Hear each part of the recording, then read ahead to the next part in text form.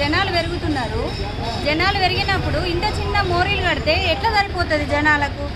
ఎట్లా ఉండాలా? మేము ఎట్లా చేసుకోవాలా? మొత్తం దోమలు రోగాలు వస్తున్నాయి మాకు. మా పరిస్థితి ఏంది? ఇట్లా ఆపేయండి, వర్క్ ఆపేయండి. మాకు పెద్ద మోర్లు కావాలంతే. పెద్ద గట్టి పూలానికి ఎంత పెద్ద గట్టారు అంత పెద్ద మాకు కూడా కావాలి.